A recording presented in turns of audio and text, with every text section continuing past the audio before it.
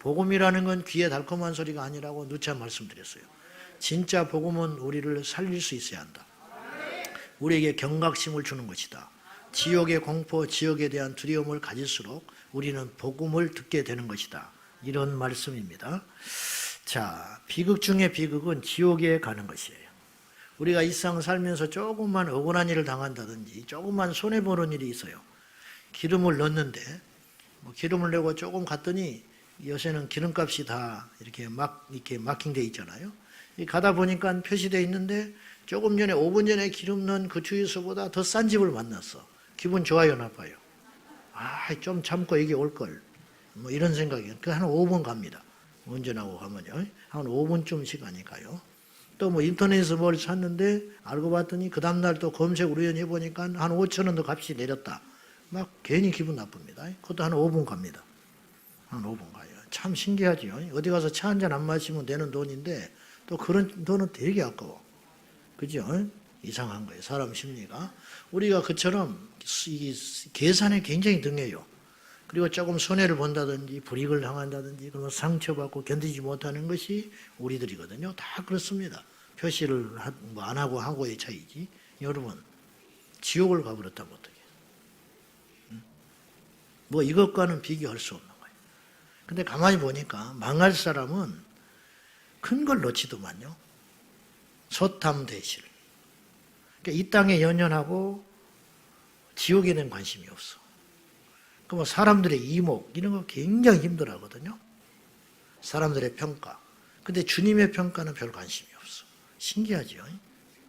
이런 거. 외모는 굉장히 가꿔요. 내적으로 성령이 있나 없나에 별 관심이 없어. 망할 자이기 때문에 그렇다. 망할 자. 누가 죽고 싶어 죽습니까? 그죠? 마찬가지로 누가 지옥에 가고 싶어 가요? 물론 나 지옥 갈 거야 그런 사람도 있어요. 배짱 좋게. 그것은 믿지 않기 때문에 그냥 하는 소리고 가고 싶어서 가는 건 아니에요. 막상 지옥의 문 앞에 이르렀을 때 기절해 볼 거야. 그 사람은. 자신의 입을 찢고 싶을 거라고. 가고 싶어서 가는 사람은 없어요. 사실. 실체를 모르니까 까부는 것이지 실체를 모르니까 오만방자한 것이지 정말 알고는 간단 말 못하죠. 왜 누가 죽고 싶겠습니까? 나 죽어버릴 거야. 거짓말입니다.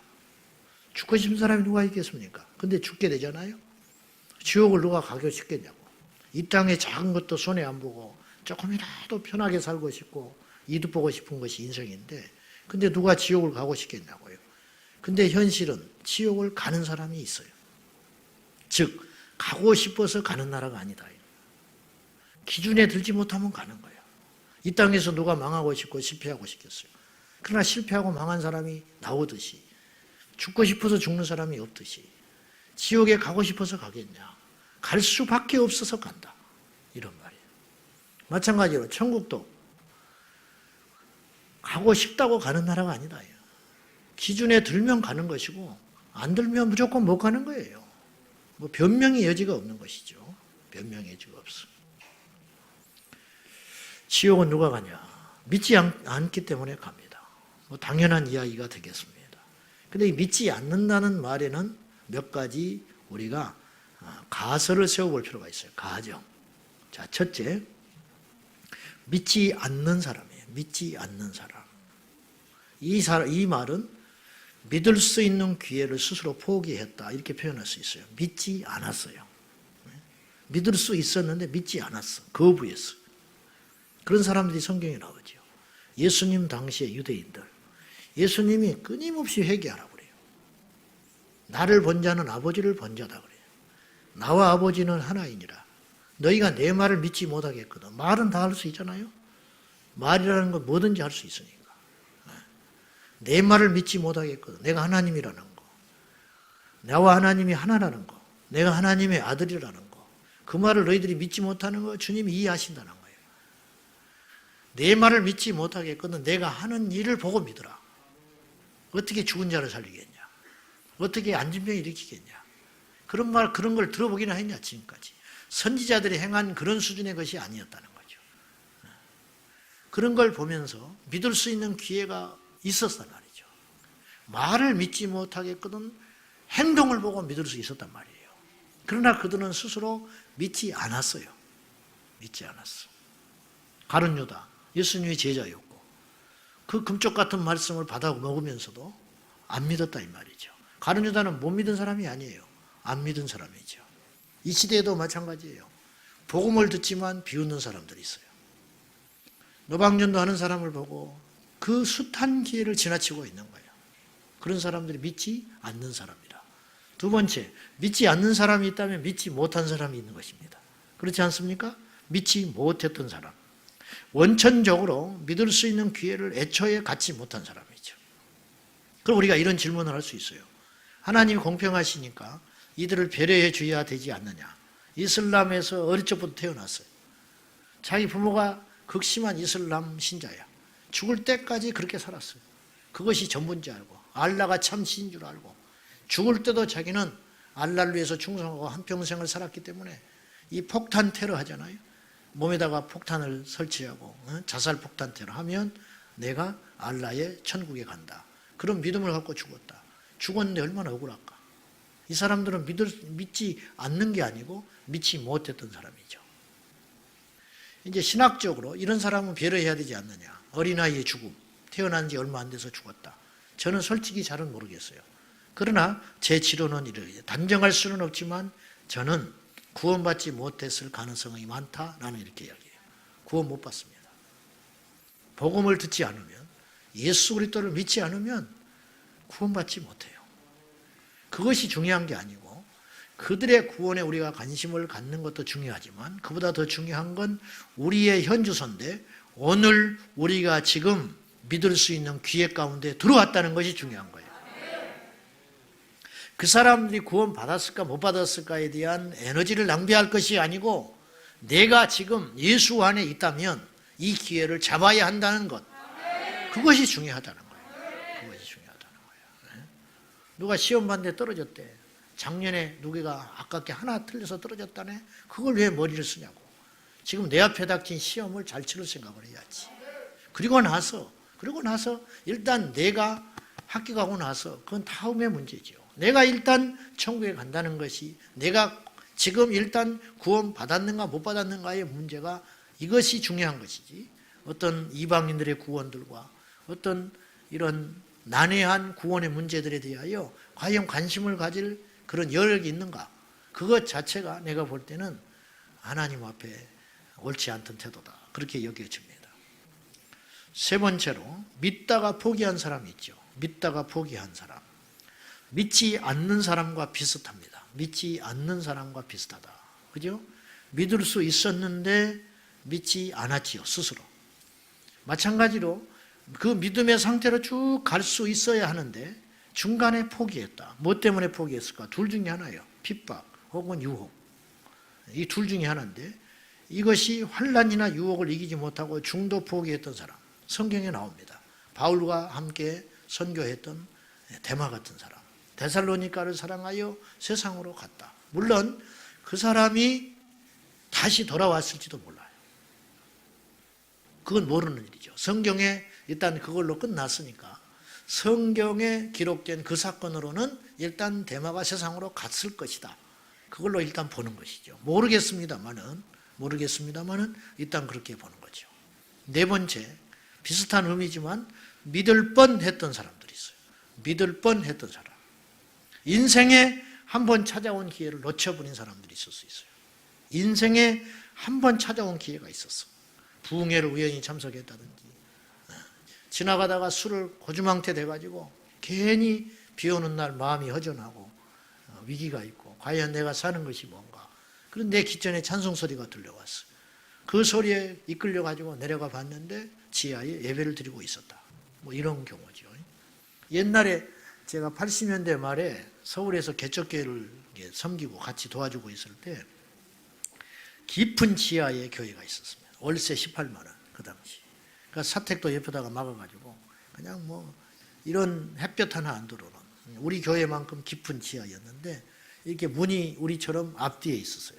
앞뒤 이렇게 비상구가 여기 있었고 이제 정식 출입하는 곳은 저렇게 뒤에 있는 것이죠. 근데 앞에 문이 하나 있었는데 곧장 그 주변이 술을 먹는 그런 술집들이 즐비해가지고 곧장 이제 술을 먹고 막 휘청휘청 하면서 화장실인 줄 알고 이렇게 내려와가지고 예배당 앞에 이 비상구를 이렇게 타고 내려와요.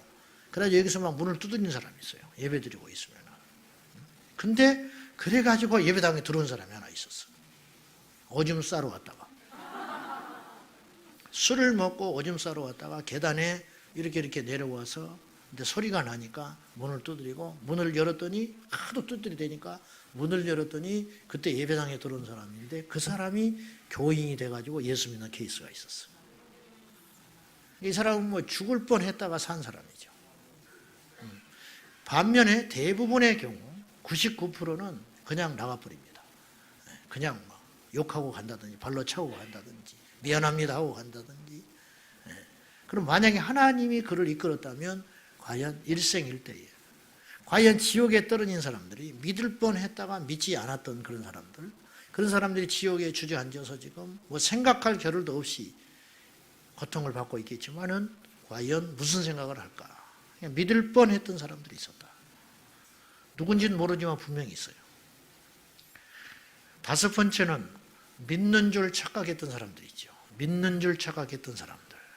이런 사람들이 전부 이제 지옥에 갈 사람들이죠. 자기는 믿는 줄 알았는데 믿는 자가 아니었다. 예수님 당시에 외식하는 바리새인들, 서기관들 이런 사람들. 제가 진심으로 여러분에게 또 제 자신에게도 당부하는데 이 다섯 가지 케이스에 들어가지 않기를 바랍니다. 믿지 않는 사람, 믿지 못했던 사람, 믿다가 중도 포기한 사람, 믿을 뻔했던 사람, 그리고 믿는 척했던 사람. 너무 비극적인 주인공들이죠. 우리가 이 중에 들어가지 않아야 한다는 거죠. 우리가 세상이 갈수록 발전해가고 세상에 학문들이 쏟아져 나오고 세상에 첨단 과학들이 막 쏟아져 나오니까 우리가 갖고 있는 이 복음의 능력이 어느 날은 유행에 뒤처져 보이고 하찮게 보일 때가 있습니다. 특별히 젊은이들, 똑똑한 사람들, 가진 자들 그런 분들에게 제가 경고하고 싶습니다. 정신 똑바로 차려야 됩니다. 하나님의 말씀은 예나 지금이나 영원하시고요. 오직 우리의 고민과 우리의 제약과 이 땅에 그 제약의 사슬에서 건져내실 분은 예수 그리스도와 그 복음밖에 없다는 사실을 날이 갈수록 더 분명해지고 또렷해지는 시대에 살고 있음을 우리가 잊지 말아야 할 것입니다. 믿음은, 복음은 유행의 문제가 아니라는 거예요. 철따라 예수 믿는 게 아니에요. 신학은 변해요. 무슨 말인지 아시겠죠? 신학은 변해요. 포스트 모더니즘을 겪으면서 예전에 신학, 뭐 여성신학이 나오고 요새는 여성신학 자체라는 말도 안 쓸 거야. 이 페미니즘에 해당된다고 해가지고 우리 때는 뭐 동성애 그런 것이 거리가 되질 않았어요. 근데 이미 이 동성애는 신학계 안에서 큰 화두가 됐어요. 이처럼 신학은 변하는 것이에요. 계속 변합니다. 그러면 신앙도 변하는가? 절대 그렇지 않다. 신학은 우리를 죽이는 거예요. 신앙이 우리를 살리는 거예요. 신학도 두 종류가 있어요. 신자를 쓰는 학문이 있고 믿을 신자를 쓰는 신학이 있다. 믿는 학문이 돼야 된다. 그것이 신앙이라 이거예요. 신학은 유행 따라 흐를지 모르지만 신앙은 갈수록 시간이 흐르고 아무리 천지가 진동을 하고 움직인다 할지라도 그분을 향한 우리의 믿음 그리고 그분이 우리를 향한 약속 이건 절대 불변의 원칙이라는 걸 기억하셔야 하겠습니다. 오늘 본문에는 구체적으로 나오는데 비교를 해요. 7절 먼저 한번 봅니다. 다시 시작. 이기는 자는 이것들을 상속으로 받으리니 나는 그의 하나님이 되고 그는 내 아들이 되리라. 뭘 상속으로 받느냐? 하나님의 아들의 상속을 받는다. 아들은 부모의 재산을 다 받습니다. 천국은 아버지 하나님의 것입니다. 그러므로 아들이 된다는 것은 하나님의 아들이 된다는 것은 천국을 상속받는다는 것입니다. 누가 상속받냐? 이기는 자. 죄를 이기고 마귀를 이기고 세상을 이기고 내 자신을 이기는 자가 상속받게 된다 이 말이에요. 아멘. 근데 여기에 이제 반해서 8절 우리 다시 한번 봅시다. 여기에 반해서 비극적으로 지옥, 둘째 사망에 떨어질 사람들. 모든 인간은 한 번의 사망을 겪어요. 예수 믿는 사람도 죽음은 피할 수 없어요. 그러나 그건 첫 번째 사망입니다. 우리에게, 모든 사람에게, 인류에게 첫 번째 사망은 찾아오지만 둘째 사망은 믿는 자에게 해당되지 않는 것이죠. 8절 시작. 그러나 두려워하는 자들과 믿지 아니하는 자들과 흉악한 자들과 살인자들과 음행하는 자들과 점술가들과 우상숭배자들과 거짓말하는 모든 자들은 불과 유황으로 타는 못에 던져지리니 이것이 둘째 사망이라. 둘째 사망, 지옥에 떨어지게 된다. 두 번 죽는 자는, 한 번 태어난 자는 두 번 죽어요. 아시겠죠? 육체적으로 한 번만 태어난 사람은 육적 죽음을 맞이한 다음에 둘째 사망 가운데 거하게 돼요. 그러나 두 번 태어난 사람, 모태로부터 한 번 태어난 사람, 니고데모가 예수님을 만났을 때 한 번 태어난 상태였습니다. 아시겠죠? 그래서 거듭나야 한다 했어요. 무슨 말이냐? 두 번째 태어나야 된다. 물과 성령으로 거듭나지 아니하면 결단코 하나님 나라에 가지 못하리라. 니고데모는 바리새인이었고 하나님을 아는 자였고 율법에 충실한 사람이었고 반듯한 사람이었고 사회적 지위와 존경을 받는 흠없는 사람처럼 보였지만 이 사람은 한 번 태어난 사람이에요. 그래서 예수님 만났을 때 한 번 태어난 상태였기 때문에 니고데모는 둘째 사망을 피할 수 없는 상태였어요. 그랬던 니고데모가 요한복음 후반절에 가면서 예수님의 장사를 준비하고 그가 변화되어 가는 것을 우리가 보게 돼요. 그러므로 거듭나야 한 번만 죽는 거예요. 사도 바울도 거듭난 거예요. 거듭나기 전까지는 둘째 사망을 피할 수 없는 자였는데 두 번째 예수 안에서 다시 태어남으로 말미암아 세상에 대하여 죽고 죄에 대하여 죽고 다시 예수 안에서 거듭나서 두 번째 태어나는 순간 사도 바울은 한 번의 죽음만 경험하는 첫 번째 사망만 맞이하는 승리하는 인생이 되었다 이 말이에요. 니제 하일주의 정복이다라는 책을 보면은 그 서두에 모리스 루벤의 거듭난 이야기가 나와요. 거기 보면은 모리스 루벤은 유대인 피츠버그의 큰 재벌집 상속자 아들이었는데 이 사람이 거대한 사업을 이끌어가면서 거래처 사람을 만나는 거예요. 근데 이 사람이 자기보다 훨씬 행복해 보여요. 자기는 모든 걸 가졌는데 이 사람보다 불행해. 이 사람 만날수록 심한 정신적 열등감을 피할 수가 없게 되는 거예요. 그래서 물어요. 당신은 태어날 때부터 이렇게 행복했나 봅니다. 그랬더니 이 사람의 말이 정확하게 이 모리스 루벤의 가슴에 빗을 꽂아버립니다. 이분이 웃으면서 이렇게 말해요. 아닙니다. 저는 두 번째 태어났을 때 이렇게 행복해졌습니다. 이 한마디가 모리스 루벤의 가슴을 쳐요. 그래서 모리스 루벤이 나중에 이제 두 번째 거듭남을 경험하게 되는 것이죠. 우리 중에도 거듭나지 못한 자가 있을 수 있습니다. 이 철야에 이렇게 와서 열정적으로 하나님을 찾고 기도하고 구하는 여러분들은 제가 볼 때 거듭났을 확률은 많아 보이지만은 장담할 수 없는 것이죠. 목회자를 수천 명 모아놓고 어떤 세미나를 한다 할지라도 그 사람들이 다 거듭났다고 말할 수는 없을 것입니다. 신학자들이 다 모아놓고 학문하고 준비했던 연구했던 그 높은 경지에 이르렀던 신학자들이 의외로 제가 볼 때는 성경을 안 믿는 사람이 많습니다. 지식에 속아서 그렇습니다. 자, 오늘 구체적으로 지옥에 갈 자들의 항목들에 대하여 이런 사람들은 지옥에 간다. 둘째 사망에 떨어진다고 명시했기 때문에 우리가 이 말씀들을 좀 살펴볼 필요가 있는데 첫째, 두려워하는 자들입니다. 두려워하는 자들. 아까 제가 5가지 항목 이야기했죠. 믿음에 대해서. 믿지 않은 자, 믿지 못한 자, 믿다가 실족된 자 이런 사람들 이야기했는데 이제 오늘 성경에 좀 더 구체적으로 이야기하는데 두려워하는 자는 둘째 사망에 들어간다.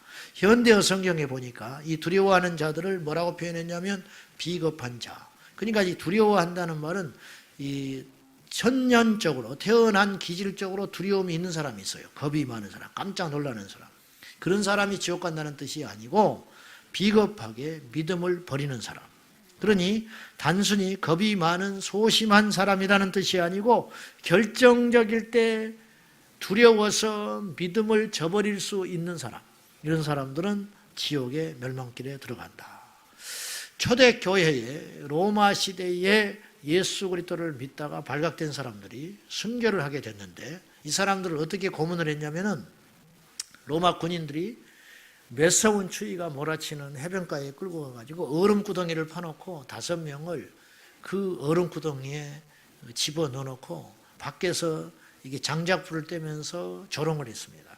그리고 지금이라도 나오면 예수를 버리겠다고 말하고 나오면 너희들에게 평생 호의호식하게 해주겠다. 그랬는데 이 추위에 못 견디고 한 사람이 일어났어요. 나는 살아야겠다고. 그러니까 믿음을 버린 것이죠. 그때 이 한 사람이 일어났을 때 공중에서 공중을 보니까 공중에서 천사가 이들의 영혼을 데리러 오고 있었어요. 그런데 한 천사가 돌아갔어요. 이 사람이 배교를 하니까. 그것을 로마 군인 하나가 영안이 열려서 밥을 했어요. 세상에. 이 배교자는 못 본 거를 이 로마 군병이 그걸 밥을 했어. 이 사람이 갑옷을 벗고 예수 믿겠다고 얼음 구덩이 속으로 들어갔어요. 그러니까 이 중간에 배교하는 이 사람. 이게 지금 우리가 이 코로나라는 것은 개인 핍박이 아니고 이게 참 곤란한 것인데 이게요. 뭐라고 말할 수 없는 아주 곤란하고 난처한 우리가 일을 만나버린 거예요. 근데 개인적인 핍박이라면 우리가 이제 뚜렷하게 나는 순교해도 교회는 가야겠다. 이렇게 하면 되겠는데 이게 지금 굉장히 이게 난해한 문제가 되어버렸어요. 다른 사람이 피해를 준다는 이런 명분을 딱 가지고 세상이 우리를 덮쳐버리니까 내가 이제 굉장히 사탄이 머리가 좋구나. 이게 보통의 술수가 아니구나. 이걸 가지고 지금 덮치고 있는 거예요. 이제 우리가 기도할 것밖에 없어요, 사실은. 뭐 결국은 기도밖에 없어요. 뭐 인간의 노력, 방법, 뭐 우리가 할 수 있는 건 다 하겠지만은 결국은 이 마지막 이 결제를 하실 분은 우리 주님밖에 없어요. 뭐 어찌 할 바가 없어요. 아무튼지 간에 이 두려워하는 자. 세상의 술자리에 가면 안 믿는 척하고 그냥 한 잔씩 받아먹는 사람들이 있어요. 직장에서도 안 믿는 척하고 있어. 어디 대중 식당 같은 데 가면 기도를 그냥 뭐 이렇게 먹어버리는 이런단 말이죠. 이런 거. 복음을 부끄러워하는 거예요. 복음을 부끄러워하는 거. 이런 분들 위험합니다. 이런 분들은 사실은 어쩌면 이들이 두려워하는 자들인지 몰라. 불이익을 당하고 복음 때문에 불이익을 당하고 예수 그리스도 때문에 망신을 당하고 예수 그리스도 때문에 손해를 보는 거. 이것에 대하여 어떤 감당할 수 있는 그런 자세가 안 돼 있는 상태. 이런 사람들이 두려워하는 자들이라. 어쩌면 이들이 지옥에 갈 확률이 많다 여겨져요. 지옥 간다는 소리는 함부로 못하겠지만 이 말씀이 거기가 연결시키기가 좀 그러니까요. 이해되시겠죠? 두 번째는 믿지 아니하는 자들이 둘째 사망에 떨어진다고 그랬어요. 이건 뭐 불신자를 말하는 거죠. 당연히 지옥 갑니다. 세번역 성경에는 이 믿지 않는다는 말을 이렇게 표현했어요. 신실하지 못한 자, 신실하지 않아. 믿지 않는 자, 신실하지 않는 자. 그러니까 신실하지 않는다 할 때는 이게 좀 범위가 넓어져요. 믿지 않는다 그러면 교회 안 다니는 사람, 이렇게 쉽게 말하면 규명을 딱 할 수 있는데 신실하지 않는다 할 때는 교회 안에도 신실하지 않는 자가 있어요. 사실은 내 상태도 하나님 앞에 신실한지 아닌지 모르다. 이런 상태가 있을 수 있잖아요. 그러니까 세번역 성경으로 빗대어서 이야기를 해보면 굉장히 넓은 의미로 많을 수 있는 거예요. 믿지 않는 자들이. 자, 그 다음에 세 번째 어떤 사람이에요? 흉악한 자들. 이것도 뭐 어느 정도 흉악해야 되나? 뭐 때려 죽여버려야 흉악한 것인가? 말을 거칠게 하는 사람이 흉악한 사람인가? 이것도 기준이 조금 애매합니다. 믿지 않는 자도 온순한 자가 있잖아요. 믿지 않는 사람도 온순한 자가 있어요. 또 믿는 사람도 아주 기질이 센 사람이 있어요. 그렇잖아요. 그러니까는 이 기준은 주님이 세우실 거라고 보는데 참고하십시오만은 세번역 성경에는 이 흉악한 자를 이렇게 표현했어요. 가증한 자들, 가증한 자들 혹은 지독한 자들, 잔인한 자들 이렇게 표현할 수 있겠습니다. 결국은 이 흉악하다라는 말은 믿지 않기 때문에 흉악할 수밖에 없지요. 믿는 자는 잔인할 수 없거든요. 주님이 보고 계시는데 어떻게 잔인할 수 있겠어요? 주님이 보고 계시는데 어떻게 지독할 수가 있겠습니까? 그렇지 않습니까? 주님이 보고 계시는데 어떻게 앙금을 품고 한번 척을 돌리면 죽을 때까지 원수로 지낼 수 있겠냐고요. 그 성령 안에서 있는 사람은 주님이 잠을 안 재워요. 그렇게 할 수가 없어요. 내가 먼저 죽겠기 때문에 손 내밀어 버리는 거예요. 내가 먼저 죽을 지경이 되기 때문에 성령께서 계속 충동질 해버리기 때문에 잔인할 수 없고 지도할 수 없고 흉악할 수 없는 거예요. 셀 수 없어요. 아직도 예수 안에 셉니까? 아직도 예수 안에서 세고 싶다는 소리를 듣고 세고 말이죠. 한번 하면 반드시 이겨야 되고 뭐 그런 거 있잖아요. 이거 과연 그것이 과연 우리의 훈장거리가 되는가? 아니죠. 교회 안에 그런 경우들이 제법 많잖아요. 그게 무슨 자랑이라고. 예수 안에 있는 자는 성령의 열매가 맺혀지게 되는 것이죠. 온유함의 열매, 인내함의 열매, 상대를 배려하는 열매, 사랑의 열매, 겸손의 열매, 이런 것들이 맺혀질 거 아닙니까? 맺으려고 해서 맺는 게 아니죠. 예수님께 붙어 있으면 당연히 예수님의 열매를 맺혀지게 되는 것이죠. 가지가 포도나무에 붙어 있으면 포도나무 열매를 맺죠. 가지가 떨어지면 말라 죽는 것이죠. 예수께 붙어 있으면 예수의 피가 내 안에 들어와서 예수의 영양분이 내게 들어와서 예수님의 말씀이 내 안에 들어와서 예수님을 통하여 성령이 내 안에 들어와서 당연히 예수님이 맺을 만한 열매를 크든 작든 우리가 맺어가는 것은 당연한 이치가 되겠습니다. 과일나무가 엉겅퀴를 맺을 수 없고 엉겅퀴가 과일을 맺을 수 없는 것이죠. 망고의 진리가 되겠습니다. 네 번째는 살인자들입니다. 말 그대로 이제 말 그대로 살인자들이에요. 근데 이걸 조금 확대해 보면은 영적 살인자들이 있었습니다. 영적 살인자들. 미워하는 자들, 그렇게도 볼 수 있지만 영적으로 누군가를 죽이는 자들이다. 교회 안에도 있고 교회 밖에도 있어요. 그 사람 때문에 누가 실족한 케이스라. 영적 살인자가 되는 것이죠. 여러분, 사람을 죽이는 것도 큰 죄입니다. 그런데 바나바는 살인을 했지만 용서를 받을 수 있었어요.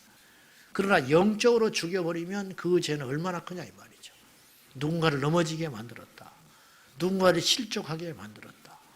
그래서 직분자가 좋은 게 아니에요. 영향력이 있다는 게 좋은 게 아니에요. 즉 이만희는 지옥에 아주 제일 뜨거운 밑바닥에 예약해버린 사람이에요. 얼마나 많은 사람들을 미혹하고 얼마나 많은 사람들을 지옥에 같이 끌고 간 거예요. 얼마나 많은 사람들을 속이고 그런 짓을 했냐 이 말이죠. 영적 살인을 해버린 거예요. 영적 살인. 모르겠어요. 도덕적으로 깨끗할지 몰라. 깨끗하지도 않지만 깨끗한들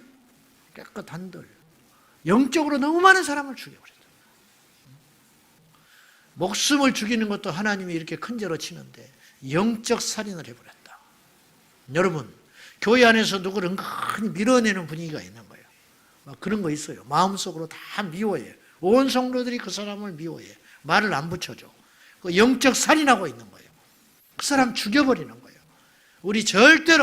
우리 공동체는, 우리 지체들은 그러한 어떠한 분위기로 가면 절대 안 될 것입니다. 품어주고 용서해주고 기회를 주고 살려주고 그런 공동체가 돼야지. 자꾸 지적질하고 잘라버리고 어깨 만들어버리고 따돌려버리고 이렇게 궁지에 몰아내버리고 영적 살인이다 말이에요. 그래서 그가 넘어져 버리면 어떠냐 말이죠. 너무 많은 사람들이 교회에 와서 주의 종에게 실망했다고 그러죠. 목사님 때문에 실망했다. 그래서 세상으로 가버렸다는 거예요. 그럼 과연 그 책임이 얼마나 크냐 이 말이죠. 그 사람을 죽여버린 거예요. 예수께로 나올 수 있는 걸 막아버린 거라 이거죠. 부모된 자들이 자식을 실족시킬 수도 있어. 부모를 죽이는, 부모가 자식을 영적으로 죽여버리는 거예요. 왜냐? 예수를 믿는다고 하지만 믿는 것처럼 안 보일 때 이 자식들이 넘어져 버리는 거죠. 박보영 목사님이 부모의 품을 떠났을 때 교회 안에서 일어나는 그런 악한 일에 대하여 실망해가지고 39살 때까지 예수 떠난 사람이에요. 목사님 자식인데 39이 돼서 하나님이 극적으로 구원하시고 살리셨기 때문에 주의 종의 길을 가게 됐지만은 반대로 그것 때문에 넘어지고 실족하고 쓰러져 버린 사람은 또 얼마나 많았겠어요. 여러분, 우리 정말 말 조심해야 돼요. 말 한마디로 그 사람을 영적으로 상처를 줘가지고 죽여가지고 그 사람이 교회를 떠났고, 그러니까 우리는 누구를 죽였는지 모를 수 있어요. 그죠? 우리는 무심코 한 말인데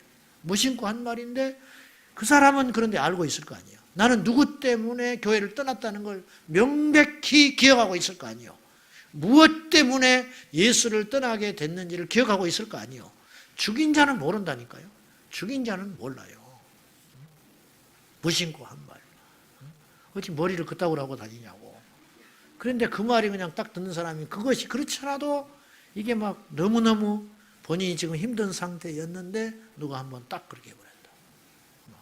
완전히 대망신. 그런 경우.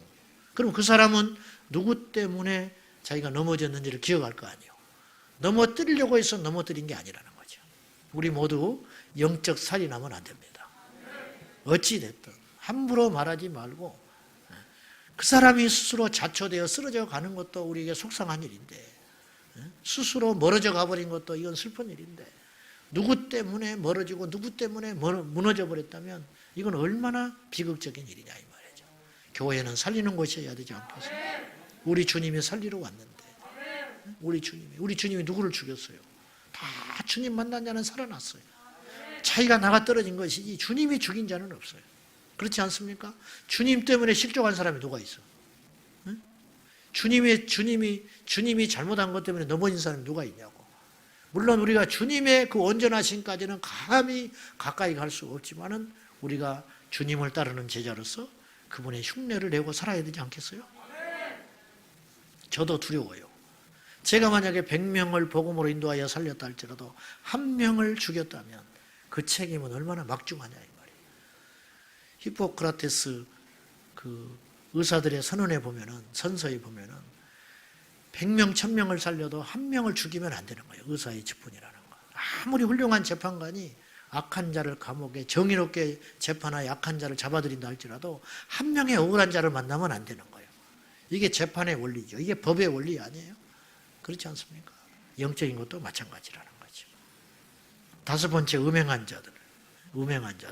뭐 그대로 해석해요. 뭐 이미 넘어진 자는 어떡하냐. 철저히 회개해라. 철저히 회개하고 지금 우리가 시시각각으로 다가오는 그 음행의 영들에 대해서 정말 각별히 조심하고 그런 환경과 분위기를 만들지 말아야 할 것이며 그런 것이 조금이라도 자기 안에 들어와 있는 것을 느낀다면 목숨 걸고 금식하고 몰아쳐야 돼요. 그것들이 없어질 때까지 결단하고 가야 돼요. 자꾸 쓸데없는 생각이 들어올 때 이 젊은 친구들 또 가정 있는 사람도 마찬가지예요. 쓸데없는 생각이 들어올 때 그것들을 몰아내고 영적으로 간음하지 아니하도록. 아멘입니까? 영적 간음이 계속 반복되면 육체도 결국은 범할 날이 올 수 있다는 것이죠. 사도 바울 선생이 성령 안에서 말하기를 모든 죄는 우리가 생각과 말과 밖에 있는 죄를 질 수 있다. 밖으로. 누구를 죽였다. 내 손으로 밖에서 죽인 죄라. 살인죄. 그러나 음행은 내 몸으로 직접 짓는 죄다. 그러므로 이건 굉장히 치명적이고 큰 죄라고 특별히 다루시는 거예요. 음행은 내 몸이 직접 짓는 죄예요. 다른 것은 내 바깥에서 일어난 죄라는 거예요. 이것도 굉장히 심오한 이야기죠. 그러나 음행은 그렇지 않다는 거예요. 영적 간음 행하지 말고 육적 생각으로도 간음을 행하지 않는 저와 여러분이 되어야 됩니다. 무심코 어떤 생각이 들어올 때 사람인데 뭐 어쩔 수 없지. 뭐 내가 뭐 그런 생각 하고 싶어서요? 그런 소리 하지 말라고. 그것도 주님은 보고 계신다. 왜 그런 생각이 자꾸 하게 되냐 이 말이죠. 그런 생각에 시달리고 들어오는 것에 대해서 내가 영적으로 건강하지 않구나라는 걸 철저히 알고 하나님께 이 생각들을 막아주시고 단속시켜 주시고 하나님 앞에 이만큼도 우리의 생각이 하나님께 부끄럽지 아니하도록 끊임없이 마당 청소하는 마음으로 설거지하는 마음으로 깨끗하게 씻어내는 회개와 그리스도 앞에 기도하는 자세들이 그래서 이제 그런 것들이 아예 없어져 버릴 때까지 어떤 환경 누구를 만나더라도 아예 그런 것 자체들이 그냥 멀어져 버리는 아예 뭐 생각을 해서 이기려는 정도가 아니라 아예 뭐 그런 생각 자체가 안 들어버리는 그런 지경에까지 가는 저와 여러분이 되셔야 할 것입니다. 여섯 번째 점술가들이죠. 박수무당, 귀신의 힘으로 사람들을 미혹하는 자들. 일곱 번째 우상숭배. 말 그대로 이제 눈에 보이는 우상숭배. 근데 이제 지금은 그보다 더 무서운 우상이 우리 안에 있다는 거죠. 내 마음의 우상들이 주님보다 더 소중히 여기는 것들. 그것 때문에 믿음으로 살지 못하는 것들. 이런 것들이 다 우상이 되겠습니다. 주님을 위해서 자신의 영생을 위해서 마땅히 포기해야 함에도 불구하고 끝까지 포기하지 못하고 붙들고 있는 것. 어떤 사람에게는 직장이 될 수 있고 어떤 사람은 핏줄이 될 수 있고 어떤 사람은 자기의 취미가 될 수 있고 그럴 수 있거든요. 골프 치다가 하나님과 멀어진다. 그럴 수 있습니다. 황당한 일이지만 믿음이 약한 자는 그럴 수 있어요. 골프 치다가 넘어진다. 그런 경우들. 공부하다가 넘어진다. 이것이 뭐든지 우상이 될 수 있다. 나쁜 것은 금하는 거예요. 근데 그럴듯한 우상이 더 무서운 거예요. 그럴듯한 우상. 왜냐? 남들이 다 그러는 거. 또 이건 당연히 지극히 할 만한 거. 근데 사실은 그것으로 인하여 내 믿음이 방해가 된다. 그거는 정말로 더 무서운 치명적인 우상이 될 수 있다는 거예요.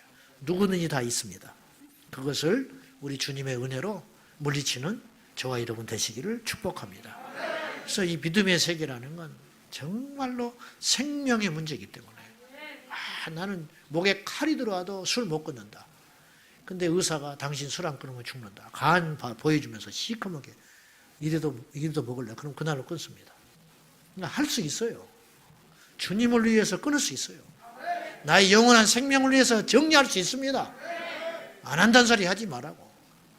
그 우상을 버릴 생각이 없는 것뿐이죠. 8번째, 거짓말하는 자들. 이것도 기준이 좀 애매하긴 해요. 왜냐하면 성경에 하나님의 자녀이고 백성이지만 거짓말하는 사람들이 있거든. 라합 같은 사람. 정탐꾼을 숨겨두잖아. 그리고 나라를 팔잖아요. 이 기준도 하나님이 하시리라 여겨져요. 아무튼지 어찌됐든지 간에 우리 일상생활 속에서 이 거짓말하는 습관들, 그냥 무심코 하는 것들, 밥 먹었냐? 안 먹었는데 먹었다 해버리는 거, 뭐 이런 것들, 뭐 이런 이야기 들은 적 있어? 들었는데 못 들은 척 하는 거, 뭐 이런 거, 이것들도 습관이 자꾸 되면 이게 점점 바늘도둑이 소도둑 되는 것처럼 바늘 거짓말이 소거짓말이 되겠죠.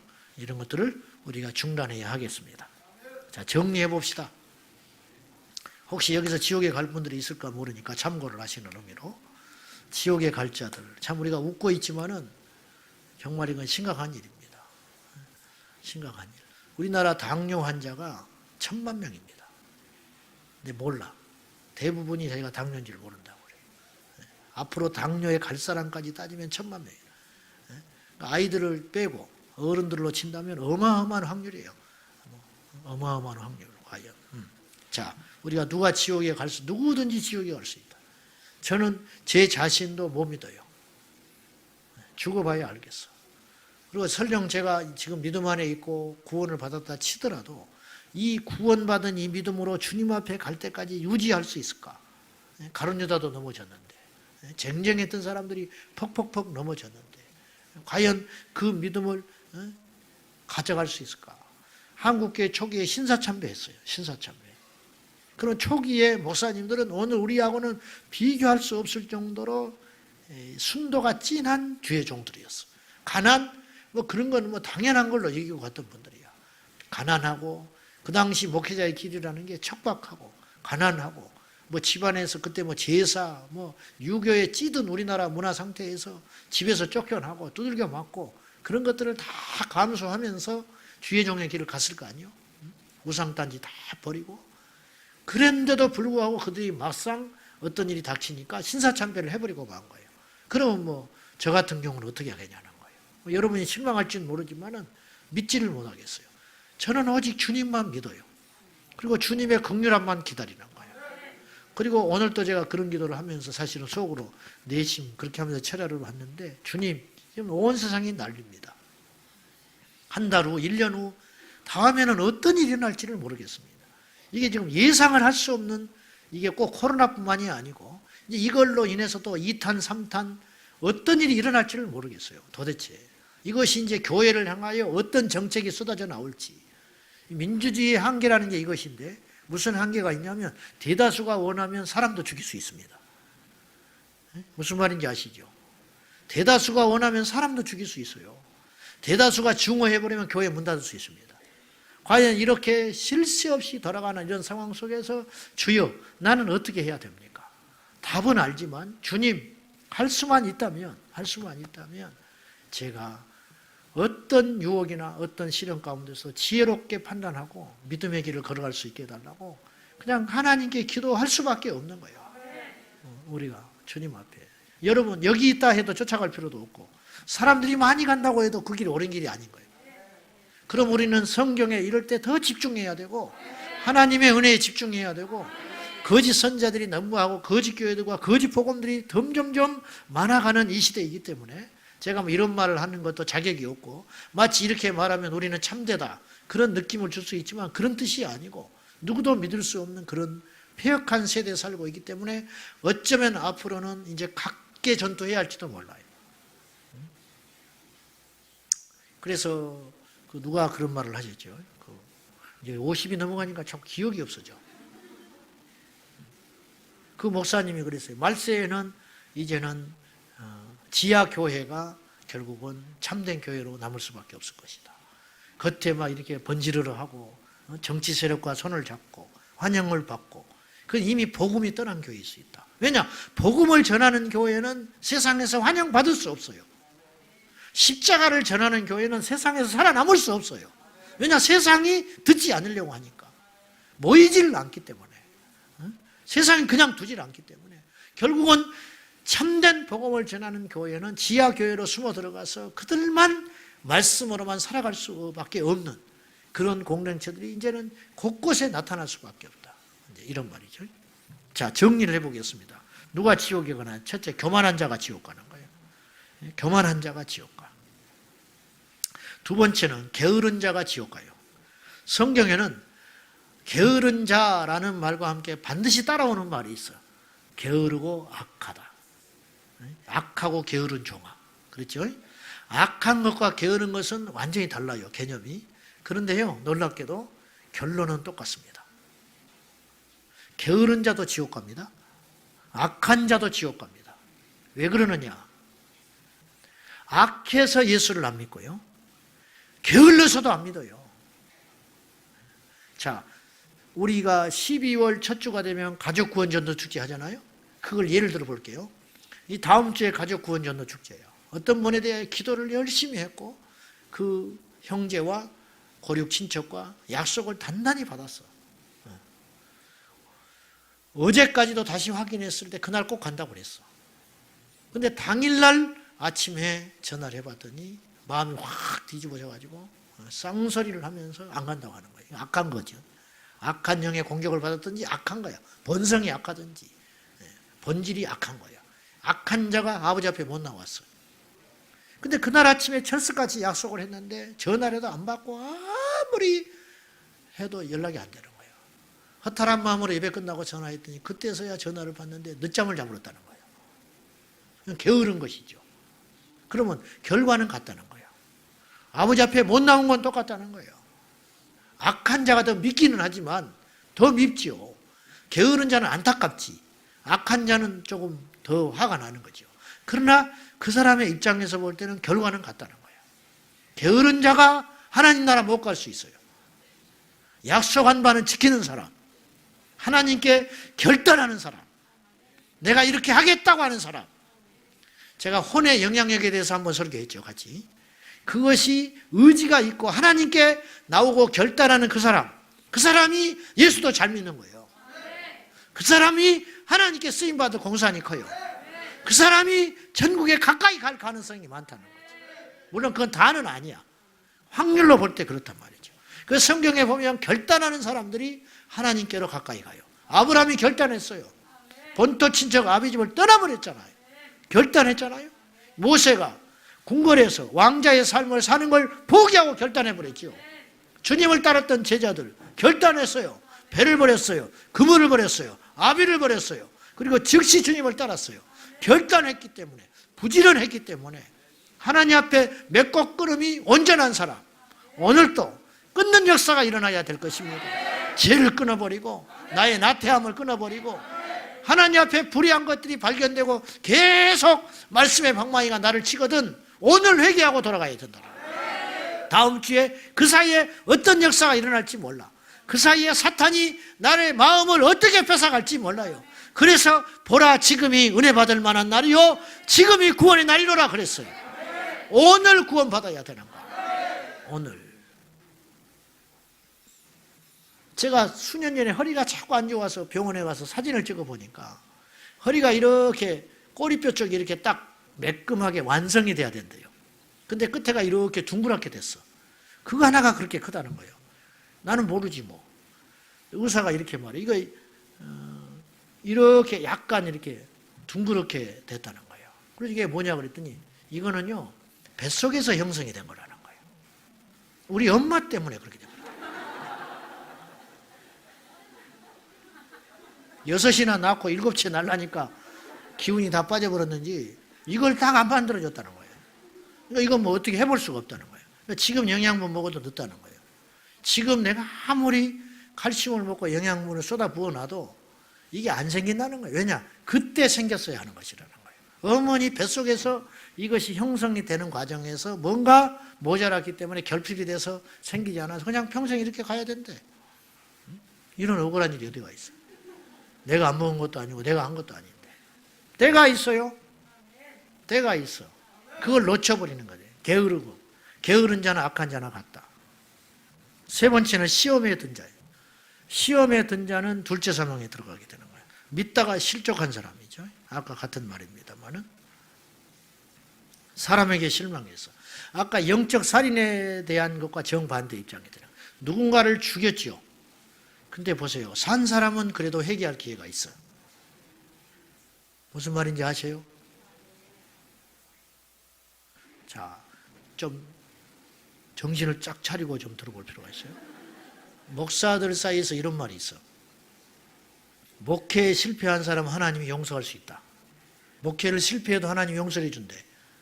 근데 건강에 실패한 목사는 하나님 용서하지 않는데. 이게 무슨 말, 언뜻 보면 틀린 말 같아.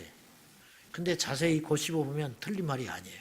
목회를 실패한 사람 하나님 왜 용서하냐면 다시 목회할 수 있게 기회가 올 수 있기 때문에. 목회 한번 넘어졌어요. 그러면 다시 목회할 수 있어. 근데 건강에 넘어졌어. 이 사람은 죽어. 건강 때문에 다시 일어나지를 못해. 그러니까 건강이 이렇게 중요하다. 이런 뜻이겠지만은 이 말은 이제 꼭 맞는 말은 아니지만 논리적으로 따지면 맞는 말이야. 잘 보세요. 남을 죽인 자는 분명히 악한 자예요. 그러나 남을 죽인 자도 회개할지도 몰라. 그런데 죽임당한 자는 어떻게 회개할 거야? 영적으로 남을 죽인 자는 하나님이 심판하시지만 하나님이 용서할지도 몰라.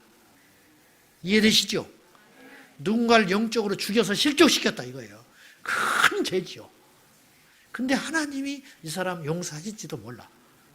근데 영적으로 실족하여 완전히 세상으로 떠나버렸다. 그 사람은 돌아올 확률이 없을 수도 있다는 거예요. 더. 마태복음 18장 7절이에요. 같이 봐요. 시작. 실족하게 하는 일들이 있으므로 말미암아 실족하게 하는 그 사람에게는 화가 있도다. 예수님은 영적 살인하지 마라 그 소리거든요. 근데 저 말 속에 숨겨진 말이 또 있는 거예요.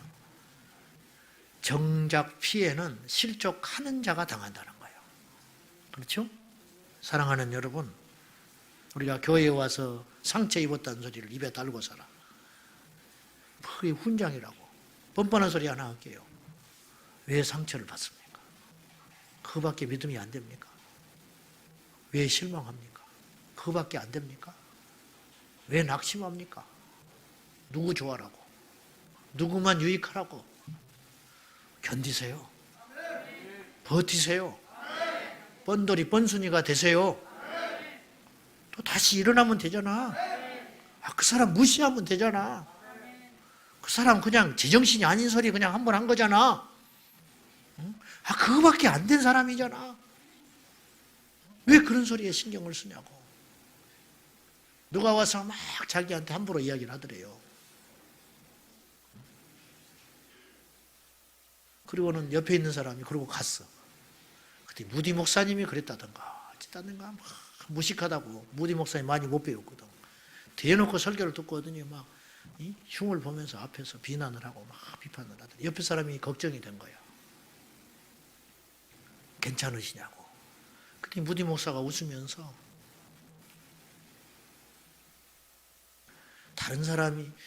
다른 사람이 말을 했다면 내가 그것이 상처가 되는데, 말도 안 되는 소리로 나를 말하는데 왜 내가 상처받냐고 그러더라는 거예요. 이미 그 사람이 나를 비난할 때 그 소리는 내가 귀담아 들을 만한 가치가 없는 소리라는 거야. 그래서 아무렇지도 않더라는 거예요. 그렇잖아요. 뭐하러 넘어져? 누구 좋아라고 넘어져? 왜 떠나? 누구를 좋아라고 떠나?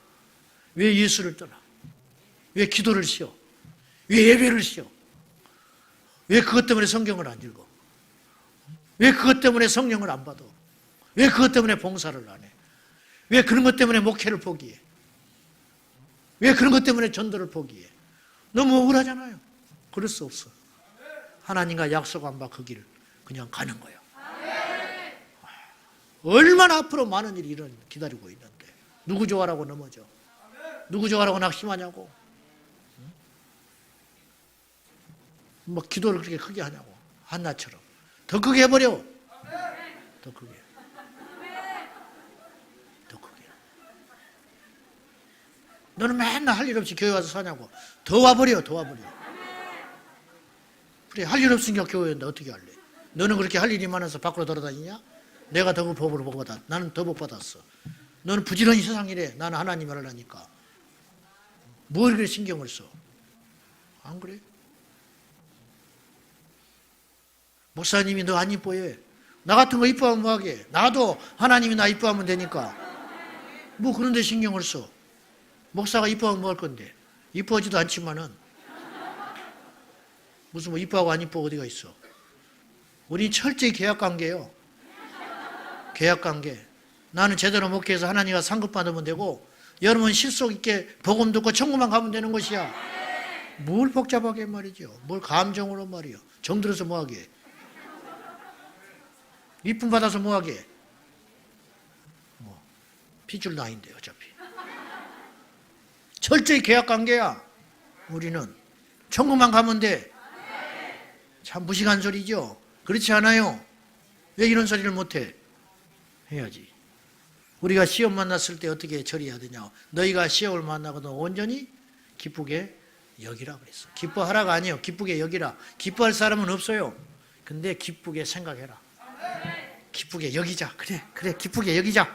또 이것이 나 넘어지게 하려고 그러는구나.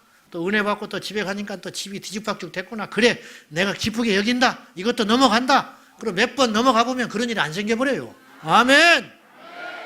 그냥 왜 자꾸 속아? 10년째 속는 사람이 있어. 10년째 속아. 은혜만 받으면 무슨 일이 생겨. 그래서 은혜를 안 받아버린다는 거예요. 그렇게 생각하지 말고 은혜를 받으면 무슨 일이 생긴다. 집안에 원수땡이가 생긴다. 또 분명히 뭐가 있다. 요새 내가 주를 위해서 살라니까 또 이거 또 역사하는구나. 그냥 넘어가 버려. 무시해버리는 거야. 그냥 어느 교회 갔어요. 교회 공동체 갔다. 항상 처음에 가면 좋아. 1년은. 이 사람은 1년이 시한부야. 1년 가면 무조건 그 교회는 좋아. 그냥 푹 빠져가지고 1년 지나면 막 뭐가 보이기 시작해. 이제 1년이 지나면 그 교회에서도 자기에 대한 관심이 끊어져. 그러면 이제 시들시들해져. 그렇게 하지 말고 이거 넘어가야 된다. 내가 언제까지 이런 어린아이의 일을 어린아이의 모습으로 살아가야 되는가. 넘어가야 한다. 시험에 들게 하는 자 화가 있지만 시험에 드는 자는 죽는 거예요. 죽는 거. 아멘. 어떻게든지 살아남아야 할 거 아니요? 뻔뻔하지만 죽이는 자는 살아날 수 있어. 가룟유다가 바보 천치야. 가룟유다가 살았으면 회개할 기회를 주실지도 몰라. 하나님이. 베드로는 회개했잖아요. 그렇지 않습니까 여러분? 바울도 회개했는데 바울이 가룟유다보다 더 큰 죄인이에요. 바울은 얼마나 숱하게 많은 사람을 방해하고 교회를 깨버렸을게요. 가룟유다하고는 비교할 수 없는 죄야. 근데 가룟유다는 스스로 죽어버렸잖아. 살았으면 회개하고 주님이 다시 살려주셨을 터인데 베드로도 찾아갔는데 주님이 누구를 못 살려. 마지막으로 결단하지 못한 자는 위험해요. 결단해야 돼요. 우물쭈물하다가 그런 사람이 너무 많아. 갈팡질팡하다가 지옥에 간 사람이 너무 많아. 너무 많아. 1000명이 듣고 100명이 찔림받고 10명이 울고 1명이 결단하여 예수의 사람이 되는 거예요. 그 한 사람이 저와 여러분 되셔야 돼요. 말씀 맺으랍니다. 여러분 어디에 해당돼요? 오늘 결단하세요. 지옥에 가서는 안 돼. 이 말을 절대 쉽게 들을 메시지가 아니에요. 우리 모두가 해당되는 거예요. 누가 지옥에 가는가? 나는 안 갑니다. 누가 지옥에 가는가? 나는 상관없습니다. 누가 지옥에 가는가? 나는 끝까지 주님 지키며 천국 갈 겁니다. 결단하는 귀한 저녁이 되시기를 예수님의 이름으로 축원합니다. 우리가 참 기도해야 할 때입니다. 어수선하잖아요. 하나님의 뜻이 있어요. 옥석을 가르게 하시고 뭔가 깊은 뜻이 있을 거예요. 이렇게 흔드시게 하는 역사들이 분명히 있을 거예요. 주님의 때가 가까이 와요. 주님의 때가 임박했어.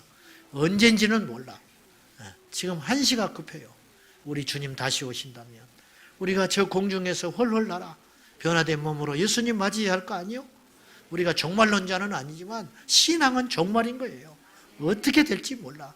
우리 정신을 바짝 차리고 오늘 아직도 예수님을 만나지 못한 사람, 아직도 회개하지 못한 사람, 아직도 지옥의 메시지를 듣고도 찔림이 없는 사람, 졸리기만 한 사람, 정신 바짝 차려야 돼.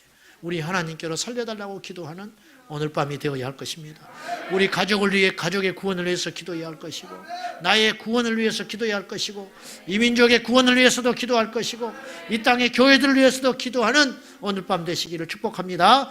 다 같이 우리 주님 크게 세 번 부르고 통성으로 말씀 붙들고 간절히 기도하겠습니다.